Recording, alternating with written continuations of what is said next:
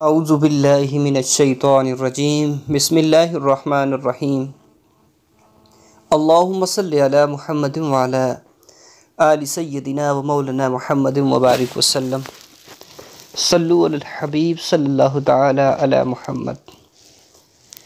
امید کرتا ہوں کہ اللہ کے فضل کرم اور شکر کے ساتھ میرے تمام دوست احباب خیریت کے ساتھ ہوں گے، اور ہماری دعا ہے کہ اللہ سب پہ اپنا خاص فضل و کرم نازل فرمائے۔ تو ناظرین، اللہ کے فضل کرم اور شکر کے ساتھ آج کی ویڈیو کا آغاز کرتے ہیں۔ میں آپ کی خدمت میں ماہ شوال کا ایک بہت ہی اہم وظیفہ لے کر حاضر ہوا ہوں۔ یہ وظیفہ خصوصی طور پہ رزق میں برکت کے لیے کیا جاتا ہے۔ اس وظیفے کو آپ کسی بھی وقت کر سکتے ہیں، لیکن سب سے بہتر یہ ہے کہ پیارے ساتھیوں، اس کو نماز فجر یا نماز عصر کے بعد کیجیے۔ اگر آپ اس طرح کریں گے تو آپ کو اور زیادہ اس کا فائدہ ہوگا۔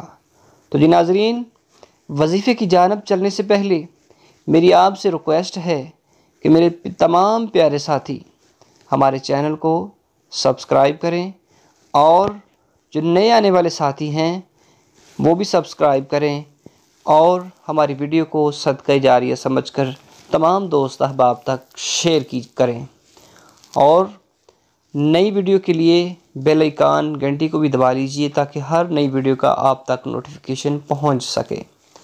تو ناظرین، آئیے اب اس عمل کی جانب چلتے ہیں۔ بالکل چھوٹا اور سادہ سا عمل ہے، مشکل عمل بھی نہیں، بہت ہی آسان عمل ہے جو کہ آپ رزق میں برکت کے لیے یہ عمل کر سکتے ہیں۔ ماہ شوال کی بہت ساری برکتیں ہیں۔ ماہ شوال ایک ایسا خاص برکتوں اور رحمتوں والا مہینہ ہے کہ جس کی پہلی رات کو لیلۃ الجائزہ یعنی برکتوں والی رات، جزا والی رات کہا گیا ہے کہ اس رات بہت ساری برکتیں اللہ اپنے بندوں پر نازل فرماتا ہے۔ تو یہ عمل آپ اپنے رزق میں اضافے کے لیے کر سکتے ہیں۔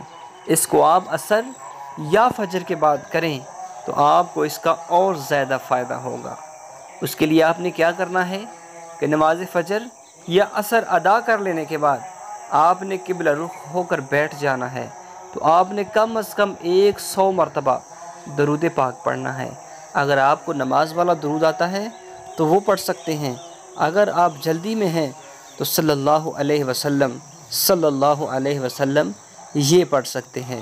اور اس کے بعد آپ نے 101 مرتبہ ایک چھوٹی سی آیت واللہ خیر الرازقین، سکرین کے اوپر بھی لکھی ہوئی آپ کو نظر آ رہی ہے، واللہ خیر الرازقین، اس آیت کو آپ نے 101 مرتبہ پڑھ لینا ہے۔ اور پھر اس کے بعد 100 مرتبہ پھر آپ نے اول و آخر درود پاک پڑھنا ہے۔ اس کے بعد آپ نے اپنے ہاتھوں کو اٹھا کر عاجزی کے ساتھ، انکساری کے ساتھ جو اللہ کے کلام کی تلاوت کی اور حضور علیہ السلام کی آل پاک پر درود پاک پڑھا، اس کی برکت، اس کے وسیلہ سے اللہ کے حضور دعا کرنی ہے کہ مولا میری یہ فلاں پریشانی ہے، میرے رزق میں تنگی ہے، میرے اللہ میرے رزق میں کشادگی نصیب فرما۔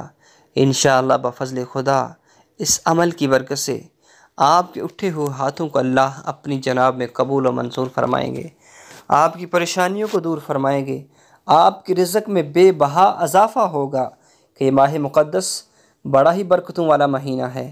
اللہ رب العزت سے دعا ہے کہ ہم سب کو مشکلاتوں سے دور رکھے، ہماری پریشانیوں کو دور فرمائے۔